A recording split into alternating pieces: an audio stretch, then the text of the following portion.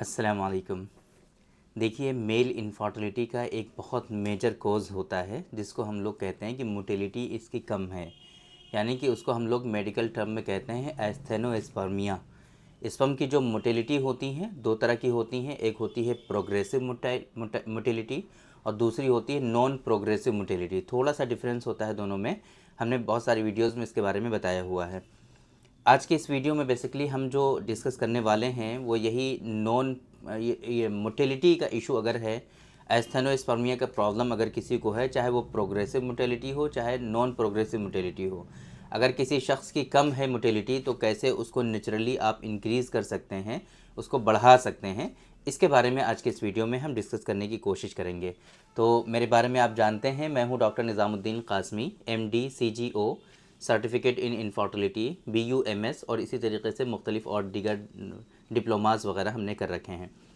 तो ये जो मोटिलिटी का इशू होता है, इससे पहले कि हम बात करें कि कैसे आप इसको इंक्रीज़ कर सकते हैं, कैसे बढ़ा सकते हैं, पहले हम बात करेंगे कि ऐसा इशू लोगों के अंदर होता क्यों है। बहुत सारे लोग ऐसे होते हैं कि जिनका काउंट सही होता है, स्पर्म काउंट बिल्कुल परफेक्ट होता है, नॉर्मल होता है, लेकिन उनकी जो मोटिलिटी होती है वो कम हो जाती है, डिक्रीज़ हो जाती है या बिल्कुल ना के बराबर होती है। जितने स्पर्म होते हैं वो सारे के सारे नॉन मोटाइल होते हैं, ऐसा होता है।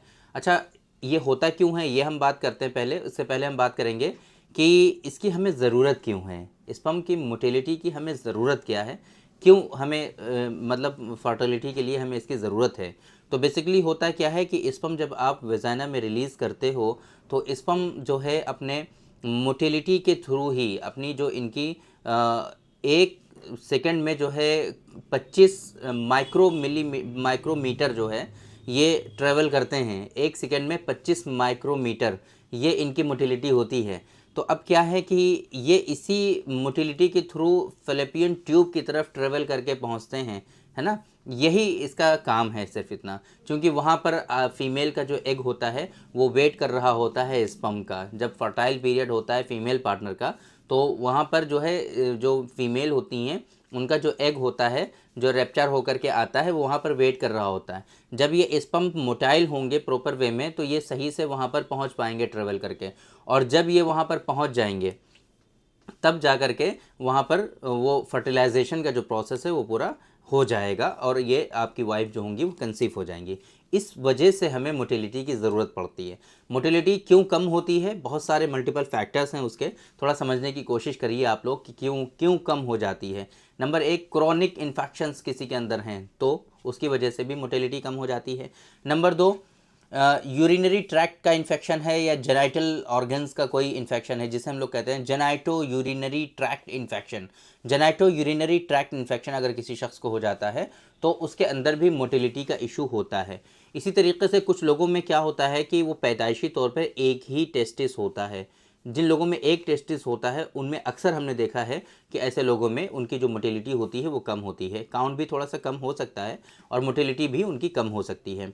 इसी तरीके से टेस्टिकल्स का जो है इन्फेक्शन होता है कुछ लोगों में, वेरिकोसील होता है कुछ लोगों में, एपिडिडायमिटिस होता है कुछ लोगों में। ये सारी की सारी जो सिचुएशन होती हैं इसकी वजह से किसी जो है मोटिलिटी का इशू होता है। इसी तरीके से कुछ लोगों का काम ऐसा होता है कि वो जो है फैक्ट्री में वर्क करते हैं जहाँ पर जो है केमिकल बहुत ज़्यादा यूज़ होते हैं जिसकी वजह से उनके उनके वो इनहेल करते हैं केमिकल्स, है ना।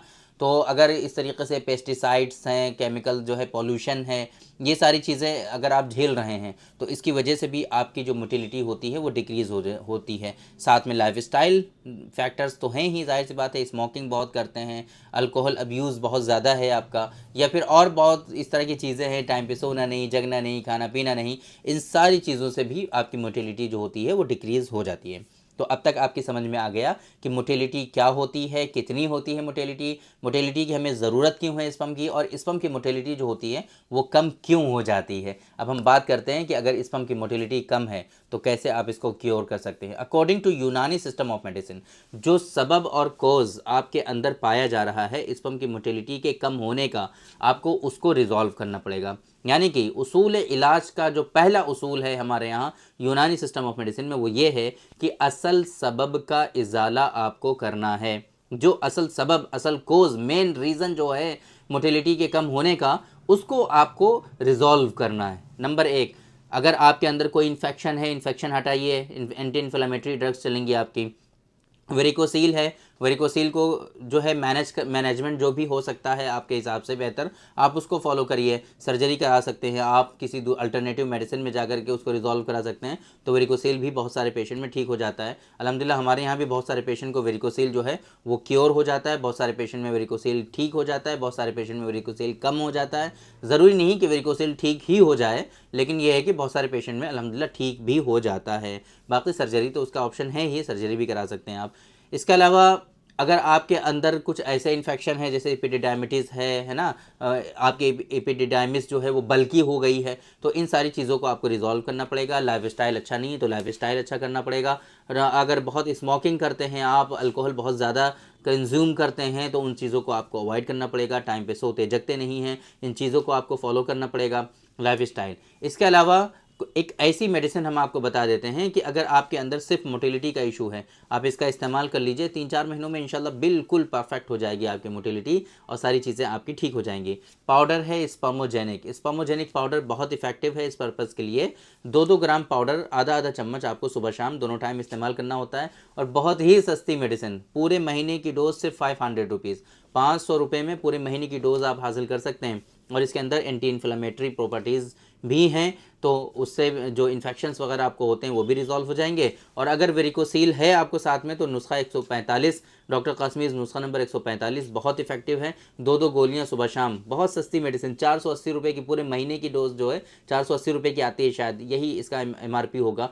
तो ये सब मेडिसिन बहुत इफेक्टिव हैं और बहुत सस्ती हैं, तो बहुत ज़्यादा बर्डन भी नहीं आता आपके ऊपर। बाकी अगर स्पर्म को थोड़ा सा सपोर्ट और देना चाहते हैं हेल्दी स्पर्म के लिए, तो स्पर्मज़ोआ कैप्सूल आप इस्तेमाल कर सकते हैं, वो इफेक्टिव रहेगा। तो बताते बताते 3 मेडिसिन हमने बता दी हैं आपको। एक तो ये कि आप जो है स्पर्मोजेनिक का इस्तेमाल करेंगे, आप पाउडर की फॉर्म में है, आधा चम्मच सुबह शाम। अगर आपको गाय का दूध मिलता है तो गाय के दूध के साथ, नहीं मिलता है तो आप पानी के साथ इस्तेमाल कर सकते हैं। नंबर 2, आपको अगर वेरिकोसील है तो डॉक्टर कासमीज़ नुस्खा नंबर 145 का इस्तेमाल करेंगे आप, 2 टैबलेट सुबह, 2 गोली सुबह, 2 गोली शाम। और इसी तरीके से अगर आपको स्पर्म्स की क्वालिटी थोड़ी सी इम्प्रूव करनी है तो स्पर्मज़ोआ कैप्सूल आपके लिए इफेक्टिव रहेंगे। TDS इस्तेमाल कर लीजिए आप, 1 कैप्सूल सुबह, 1 कैप्सूल दोपहर और 1 कैप्सूल शाम। इस तरीके से 2-3 महीनों में ही इंशाल्लाह जो स्पर्म की मोटिलिटी का इशू है वो नेचुरली आपका रिजॉल्व हो जाएगा, और आप इस बड़ी परेशानी से जो है अपने आप को बचा पाएंगे। तो उम्मीद करते हैं कि आज की इस वीडियो में जो इन्फॉर्मेशन हमने आप लोगों को डिलीवर करने की कोशिश की है वो आप लोगों को ज़रूर समझ में आई होगी, और आज के इस वीडियो से आप लोगों को ज़रूर फ़ायदा हुआ होगा। तो थैंक यू वेरी मच, बहुत बहुत शुक्रिया आपका। आज की इस वीडियो में इतना ही। इंशाल्लाह कल फिर मुलाकात होगी आपसे एक दूसरी वीडियो में, हम डिस्कस करेंगे आपसे एक दूसरे टॉपिक पर। तब तक के लिए आप हमें इजाज़त दीजिए। अस्सलामु अलैकुम।